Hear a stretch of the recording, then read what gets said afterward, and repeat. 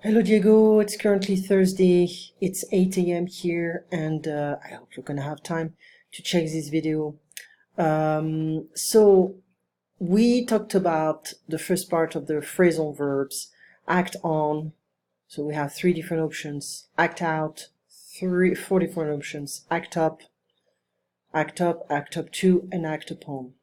Okay, so that is an image I sent you after the course. I didn't want to do it, but that way you can have a better understanding. Okay, so take action against something, act decisively on the basis of information received or deduced. Okay, act upon, act up to, act up, act out. Okay, well, let's see your examples. So the first one, act on, act decisively on the basis of information received or deduced. I decided to act on the feedback that I received from my manager for the next time that I face the same situation. Yeah, well, you can see that, yeah. Well, I decided to act on and stop making the same mistake, because my manager told me to not use this method. Whatever, it can be it can be vague actually.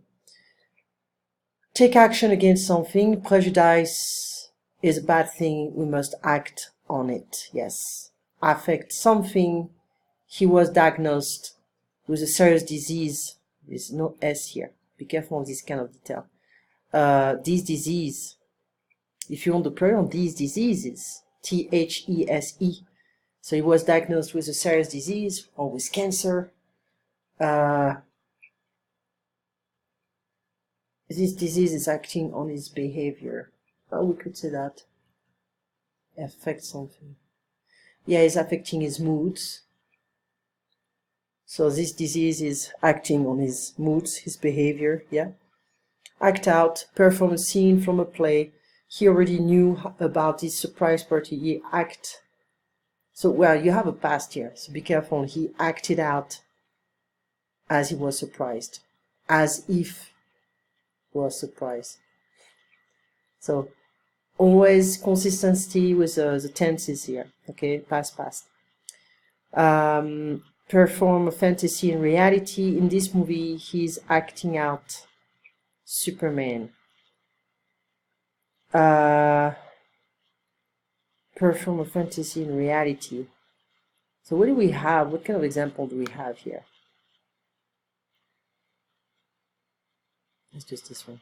Perform a scene from a play despite already being aware he will be acting out the presence of a surprise. Yeah. Well, we could potentially say in this movie he's acting out Superman. Oh, that's a bit weird. He's acting out. Is not like pretending here. So it's like performing a role. So he's acting out Superman. Yeah, the role of Superman. This is better to say that. He's acting out the role of Superman. Express one's feeling through disruptive actions. Let's act out about this public service. I believe that will contribute to change the situation. You express your feelings through actions. Let's say the kids are acting out. That means they're making a mess. Okay? Yeah, they're making a mess. So let me see here. Show you. That is the only example. Yeah, should have given you the other one. So you remember we had an example with kids. They are acting out, meaning they're misbehaving. Okay. I would say if you don't feel comfortable with all these different phrasal verbs, it's better to find synonyms. That is your weapon here, because your best weapon, because you're not stuck with something. You're not like limited to, and you're not gonna waste time, because even a few seconds can be detrimental to your well-being during the test. Anyway, so express ideas or desire through actions rather than words. He was acting out about how to solve our problem. It's vague, huh? Let's say he was acting out when he was sick and he had his broken jaw. act up, also misbehave, cause trouble. He was acting up in school or at school. The principal applied the suspension on him. The principal suspended him. Okay. Acting up, equal inaction, fulfilling practice. We were, be careful, we were acting up to all the agreements that we signed in the contract. We're gonna review them, okay, just to make sure it's completely understood. And to act upon is to take action on the basis of information received or deduced. Let's act upon this advice, it may solve the problem. We're gonna have to review them, okay, to make sure we're gonna find easier examples, okay. Yeah, let me check something. Phrasal verbs. I think I have some stuff. I used to have different books. That this is the advanced one. Question with phrasal verb. Phrasal verb we get top notch. This is always the advanced work on phrasal verbs. Okay, let me just or get is gonna be very important as well. So let me see here.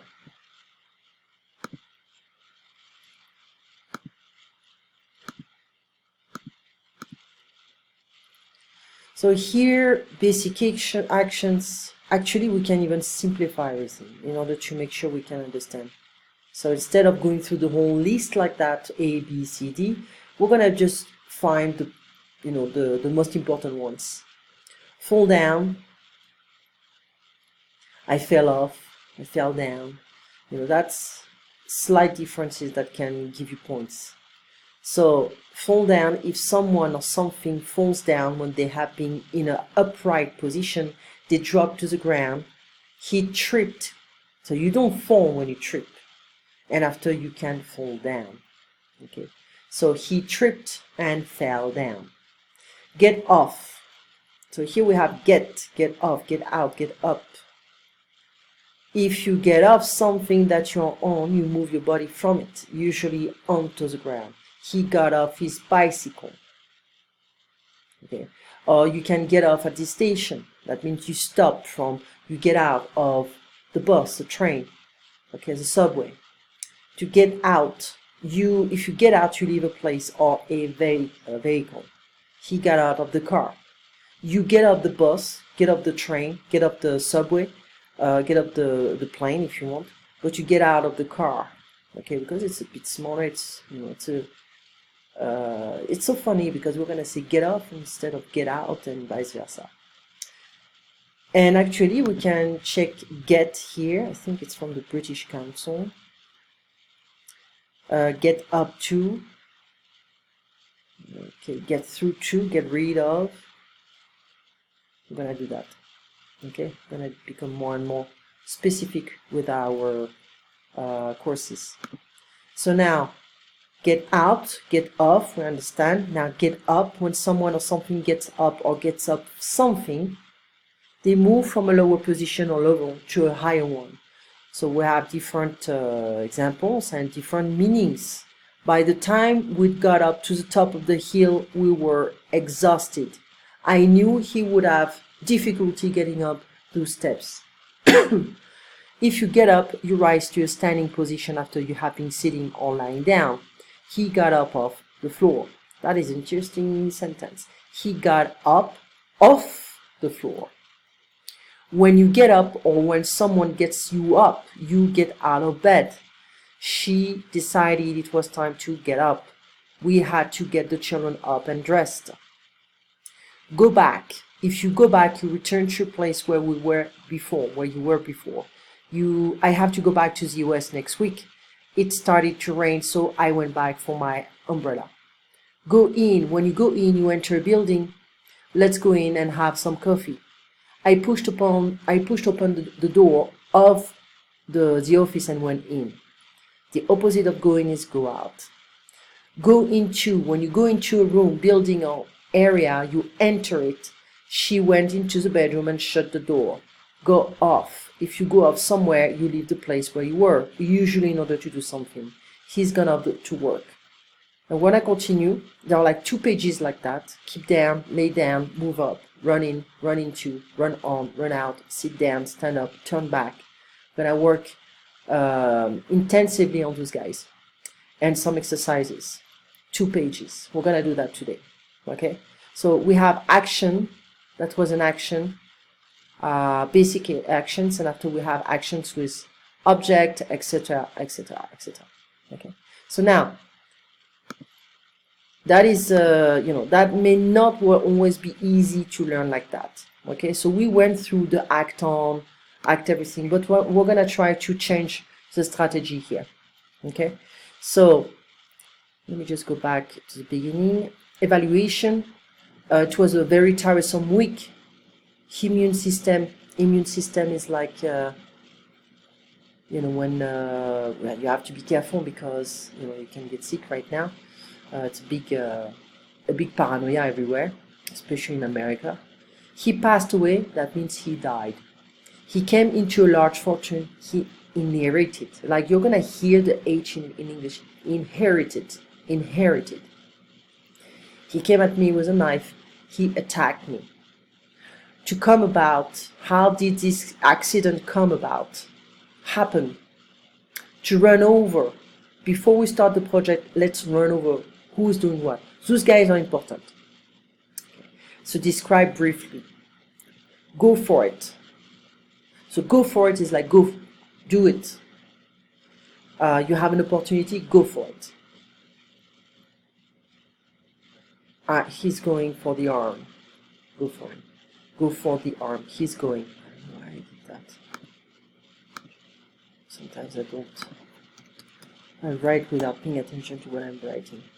Attack. So he's going for the arm is to attack, to make a mess, etc., etc. So act up. So act out is more like you express a feeling, you're performing, act up is more like misbehaving. Okay.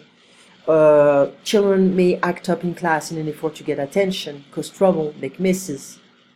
Well, when we say I'm pissed, I'm angry, very angry. You're gonna piss me off. You're gonna piss me off. It's like you're gonna make me very angry. If kids don't get enough attention, they may begin to play up. But I would say begin to play up. We're gonna have to find the most essential verbs here. We need to pay attention to what we can remember, because the strategy is not to learn as many as possible, is to remember at least 2 synonyms. Okay, we can say make messes, we can say act up.